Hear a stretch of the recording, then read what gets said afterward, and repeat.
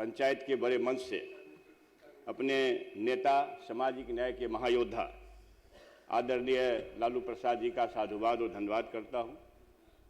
अपने नेता युवा आदर्श तेजस्वी प्रसाद यादव जी का धन्यवाद करता हूं और हमारे बगल में बैठे हुए हमारे सचेतक साहब का धन्यवाद करता हूं।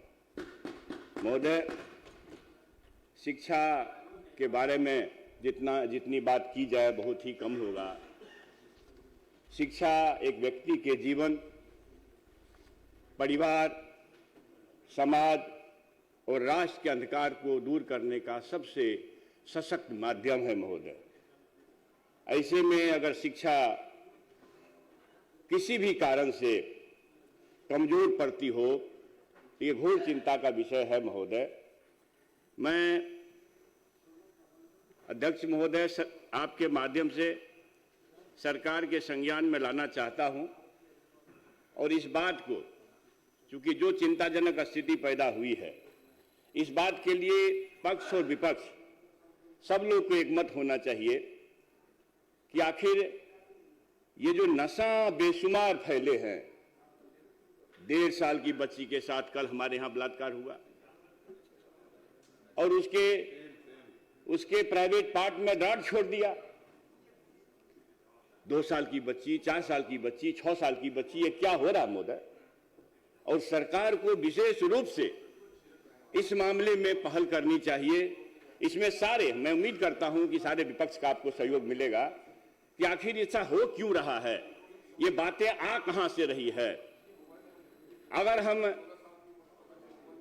आर्थिक सर्वेक्षण का जो प्रतिवेदन है वर्ष 25-26 का, इसको देखेंगे महोदय तो तालिका संख्या 12-14 पेज संख्या 425 स्पष्ट है कि नामांकन प्राथमिक स्तर पर कमजोर हुए हैं। अब लोग अपने बच्चों को नशा की तरफ ले जा रहे हैं, मजबूर है। ऐसी स्थिति भयावह है, पता नहीं एक सदस्य वाकिफ होंगे, इस ढंग से पता नहीं क्या हो गया है कि बच्चे को अगर मना करते हैं माता पिता, तो माता पिता पर भी गोली चलाने की स्थिति, मानसिकता रखते हैं। रोज दिन महोदय 300 रुपया के लिए, 500 रुपया के लिए जो प्रतिवेदित नहीं होती घटनाएं, 800 रुपया के लिए फेरी वाले का ये लोग छीन करके सूखा नशा खरीद करके पीते हैं, खाते हैं, जो भी इस तरह की बातें होती है। तो ये महोदय, अगर इसको हम आपके सामने है, मैं पटल पर रख दूंगा कि 23-24 के अपेक्षा 24-25 में 7,49,000 बच्चे कम नामांकित हुए प्राथमिक स्तर पर। कहां जाएंगे? नशा में लोग जा रहे हैं तो होगा क्या?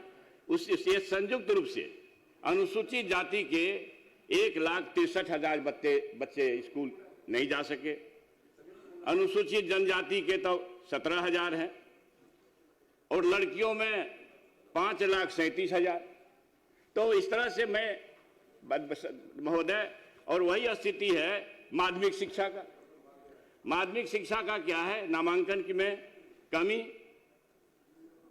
लड़कों में तो कम है, 32,000 है, लेकिन अनुसूचित जाति में 1,69,000 है। उसी ढंग से उच्च प्राथमिक में अनुसूचित जाति में 1.55% है, जबकि आंकड़ों की कलाबाजी होती महोदय। सबको पता है, सरकार कुछ कलाबाजी दिखाती है, करती है, आंकड़ों को मिलाती है, सब काम करती है। उसी ढंग से महोदय प्रारंभिक सभी तरह के प्रारंभिक विद्यालयों में महोदय स्थिति और भयावह है। लड़कों में संयुक्त रूप से 7,81,000 बच्चे नामांकन कम लिए 23-24 की अपेक्षा। अनुसूचित जाति के 3,32,000, अनुसूचित जनजाति के 18,000, लड़कियों में संयुक्त रूप से 4,55,000। इस तरह से महोदय ये नामांकन में कमी दर्ज की गई है महोदय।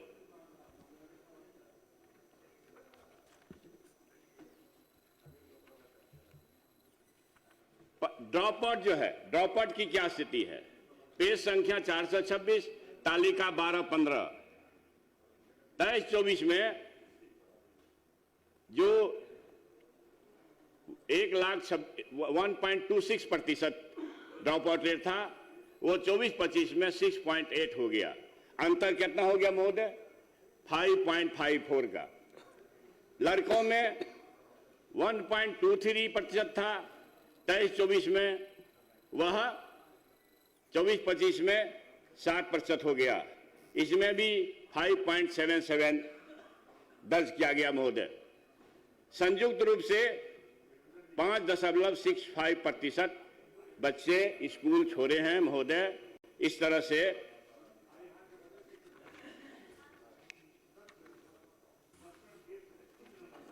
शिक्षा पर हमारी सरकार खर्च कितना करती है?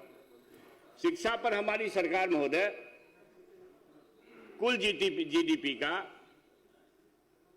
महाराष्ट्र खर्च करती है 1.65%, 1.65% प्रतिशत में जीडीपी का, और वह रुपया होता है राशि महोदय 1 लाख करोड़। जनसंख्या कितनी महोदय? लगभग 11 करोड़।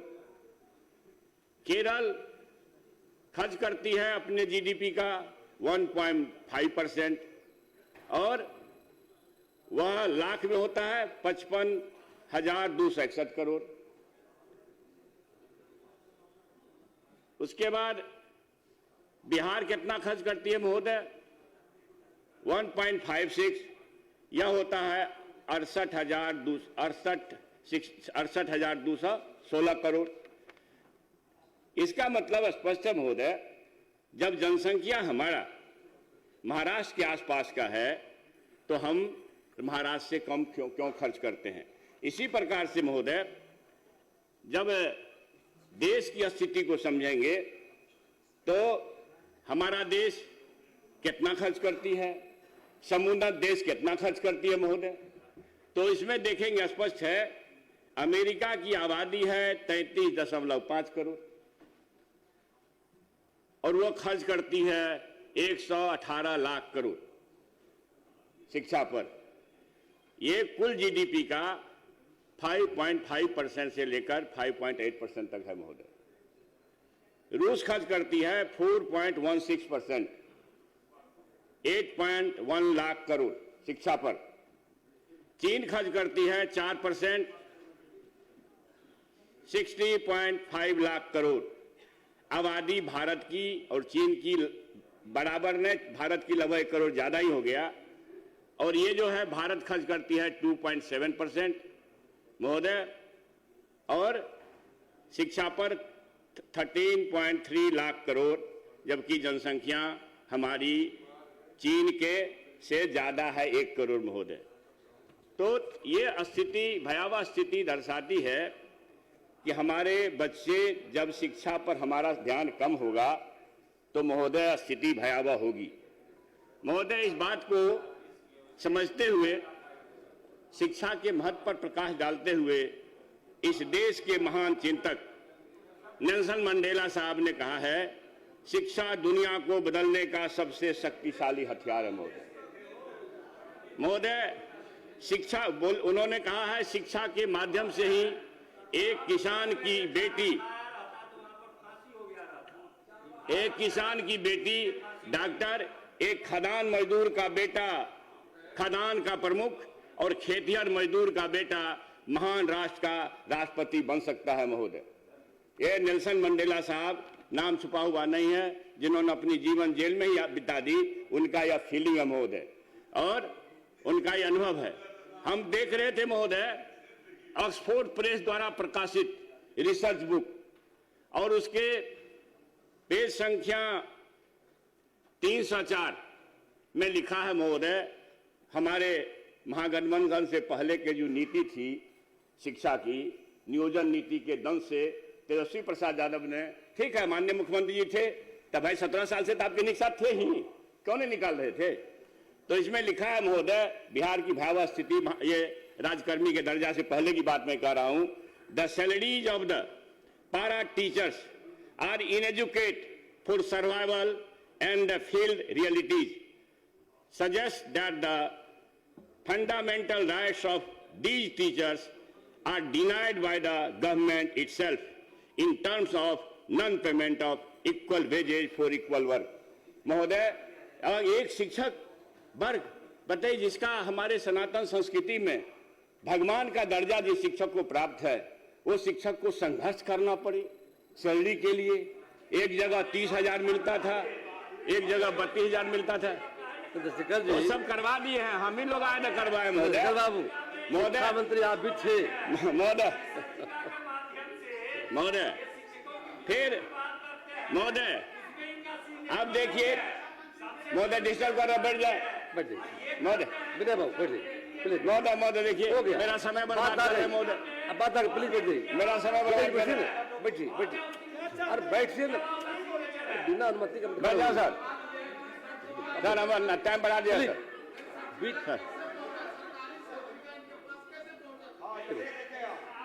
महोदय 4.5 लाख शिक्षकों को बिहार में नियोजन के दंश से बाहर निकालना, ये तेजस्वी प्रसाद यादव जी और महागठबंधन के समय का ही मामला महोदय, दूसरे समय का मामला नहीं महोदय। और TR 1 और TR 2 हमारे सत्ता पक्ष के एक सुरखाब के पंख लगा के आए हैं, इस बगल के अपर हाउस में सदस्य हैं, नाम नहीं लेना चाहता हूं। अब अद्भुत है, मैंने समझ लिए सर, मैंने हम शिक्षा मंत्री का कार्यभार देख रहे थे, लेकिन संचिका की जानकारी उन्हीं को है, मेरे पास नहीं है। अद्भुत है, कुछ भी कुछ बोल देना और कुछ भी बोल देना। ये कौन नहीं जानता है कि TR 1 के विज्ञापन के 1 महीना 7 दिन के बाद पाठक साहब आए थे। तो बीपीएससी बहाली में पाठक साहब का क्या मतलब है भाई? कोई मतलब है? हाँ, पाठक साहब आए तो आउटसोर्सिंग में अन्याय किए महोदय। पाठक साहब आए तो आउटसोर्सिंग में वो अन्याय किए लाखों बहाली में कि पिछड़ों, दलितों का, सबका, आदिवासियों का सबका हिस्सा काट दिए। और ये पत्र है महोदय, ये पत्र है राज्य सरकार का, कैबिनेट का डिसीजन है कि आउटसोर्सिंग के बहालियों में आरक्षण का लाभ मिलेगा। पत्रांक 14,556 दिनांक 17/11/17। मगर कहीं बहाली हुई, इसकी कौन समीक्षा करेगा? मैं आपके माध्यम से सरकार से चाहता हूं कि कम से कम जो बहालियां हुई है उसकी समीक्षा कराइए।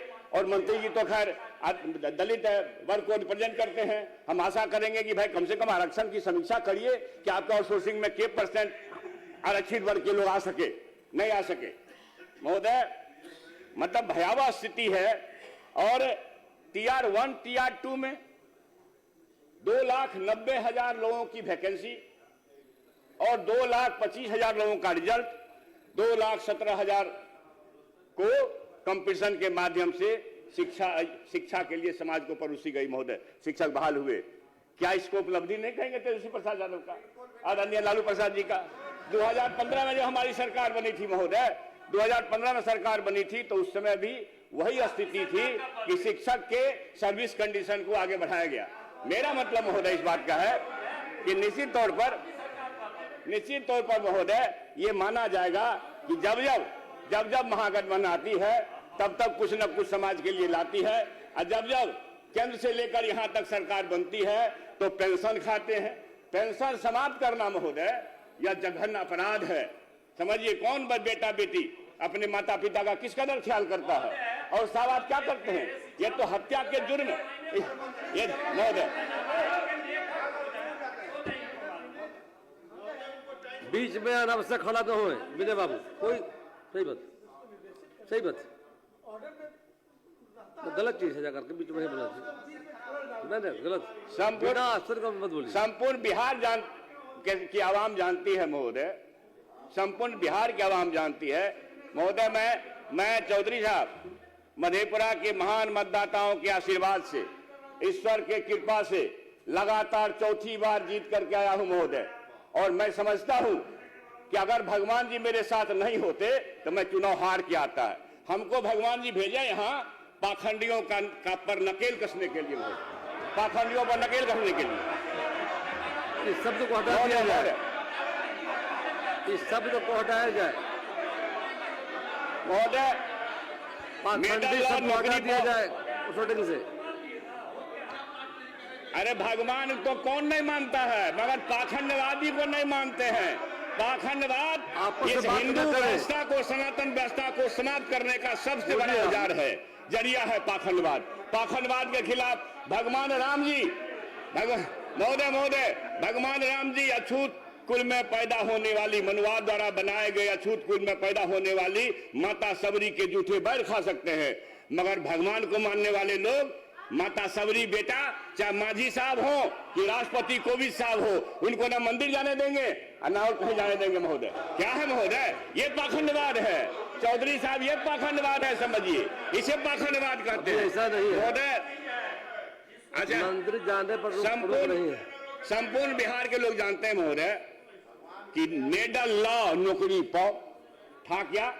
17 साल के एनडीए शासन में मेडल लॉ नौकरी पाओ था क्या? क्या तेजस्वी प्रसाद यादव का साधुवाद इस सदन को नहीं व्यक्त करना चाहिए? महोदय, एक ठोस उद्योग नीति, ठोस पर्यटन नीति, सरकारी खर्च पर गरीब मेधावी बच्चों को, 100 बच्चों को बाहर भेजने की नीति, वो महोदय इसी 22 से 24 जनवरी तक के काल में हुआ है। महोदय मैं आप सभी से, महोदय जाति गणना हुआ, 65% आरक्षण की बढ़ोतरी हुई, कहां फंसा हुआ है महोदय? न्यायालय के चक्कर में कमजोर पैरवी करके हमको फंसाते हैं और हमको हिंदू बनाते हैं। भैया आप अभी आरक्षण दे दो, हिंदू बनाना चाहते हो तो। आदिवासी, दलित, पिछड़ा हिंदू नहीं है क्या? महोदय अद्भुत है, हमारे काबिल साथी लोग सत्य को दबाने की कोशिश करेंगे। ईडब्ल्यूएस आरक्षण 1 हफ्ता में सब कुछ हो गया महोदय, मगर यूजीसी बिल आया, सुप्रीम कोर्ट के आदेश से आया, सर्वे करा कर आया, 118% महोदय, 118% ज्यादती होती है, 100 नहीं 118%। और यूजीसी बिल के खिलाफ कंस्पिरेसी हो गई। और जो आदर्श थे प्रधानमंत्री जी, माननीय नरेंद्र मोदी जी, माननीय प्रधानमंत्री जी, जिनसे समाज के आदर्श होते थे, वो तेलिया कहने लगे, तेलीवा कहने लगे। महोदय यही पाखंडवाद है। पाखंडवाद कहते किसको है? यही पाखंडवाद है महोदय। मैं जातिगत बात को मत समझ लीजिए महोदय, 5 मिनट में समाप्त करेंगे महोदय। महोदय मैं आप सभी से ये कहना चाहता हूं, इस सदन को आपके माध्यम से, 17 साल महोदय, माननीय मंत्री पूर्व शिक्षा मंत्री रहे हैं, विद्वान आदमी हैं, और प्रधानमंत्री को जाति सूचक शब्द से जोड़ रहे हैं। पूर्व मुख्यमंत्री जो सजायाफ्ता है महोदय, लालू प्रसाद लिखते हैं, श्रीमान लालू प्रसाद, लालू यादव कब से जोड़ने लगे महोदय? क्या वो पाखंडवाद नहीं है महोदय? करनी कथनी एक होनी चाहिए, चेहरा एक तरह के दिखाई पड़े महोदय, अपने अंदर झांकनी चाहिए महोदय। इस तरह की भाषा कतई उचित नहीं है महोदय। पट नहीं बनेगा महोदय। हम सम्मान करते हैं, विजय बाबू अच्छे आदमी हैं, विभाग और सरकार में ठीक ठाक मतलब स्थिति रखते हैं, मगर अन्याय जुलूम काहे बोलते हैं महोदय? हम बोले हैं माननीय देश के यशस्वी प्रधानमंत्री जी के बारे में सड़क पर कौन बोलते हैं? ये देश नहीं जानता है क्या? ये कौन नहीं जानता है सर? हम तो भाई उनको मानने वाले हैं महोदय। अब आप देखिए कौन नहीं जानता है आपका समय समाप्त हो कि बिहार, महोदय अब बैठ के हमारा समय नहीं बर्बाद कर दिए, बस महोदय 3 मिनट बस। कौन नहीं जानता है महोदय कि निःशक्तों के लिए 400 से 1500 पेंशन हो? तेजस्वी प्रसाद यादव जी ने आंख खोला है, सरकार उस पर काम की है। क्या आप धन्यवाद नहीं करेंगे महोदय? उसके बाद बिजली बिल माफी, इसी सदन में माननीय मुख्यमंत्री जी और हमारे पितामह कोसी क्षेत्र के विजेंद्र बाबू कहे ना बिजली बिल माफी नहीं हो सकती है, मगर आप बिजली बिल माफ करने के लिए मजबूर हुए कि नहीं महोदय? आप समझिए, क्या तेजस्वी यादव का साधुवाद नहीं करेंगे? करोड़ों रोजगार और एनडीए महोदय 2-2 करोड़ प्रति साल नौकरी, 2022 तक किसानों की आय दुगुनी, हम लोग कब देखेंगे महोदय? बस 1 मिनट महोदय, मेरा ये कहना है कि बीफ एक्सपोर्ट बढ़ा करके भाजपा के लोग अपने आप को ब्राजील के लेवल में हैं। आप असली गौ के रक्षक और हिंदू बनते हैं। बीफ एक्सपोर्ट कैसे बढ़ गया, कैसे स्लॉटर हाउस को रिमोट किया गया समय समाप्त महोदय, हुआ। इसी ढंग से श्री हम आपके विजय सामने कुमार सिंह। महोदय उस शिक्षा हो, उस शिक्षा की स्थिति और भयावह है। एक मिनट महोदय, माननीय मंत्री जी को, लिख के दे माननीय दीजिए। मंत्री जी हम सब अफसर पर देंगे महोदय, खाली कह देते हैं सिमुलतला विद्यालय की स्थिति भयावह है। 2 जून 2027 समझ लीजिए चंद्रशेखर जी के समय का, उसके बाद सिमुलतला शिक्षा सोसाइटी की बैठक नहीं हुई है। बीपीएससी को बहालियां देनी थी, निर्णय हुआ। मॉडल स्कूल की अभी चर्चा हो रही है, सरकार करने जा रही है। जिला स्तर पर मॉडल स्कूल उच्च स्तरीय बैठक में, विजय बाबू जानते हैं, उच्च स्तरीय बैठक में यह तय हुआ कि सिमुलतला मॉडल का स्कूल हल्दीराम में एक बने। उसके आधार पर जो सामान्य सभा की बैठक, जो एपेक्स बॉडी होती है सिमुलतला की, उसकी बैठक हुई और यह निर्णय हुआ। पाठक साहब भी उसमें शामिल थे, पाठक साहब भी शामिल थे, परंतु एक नाजायज आदेश से उसको रोक दिया गया। इसलिए शिक्षा पर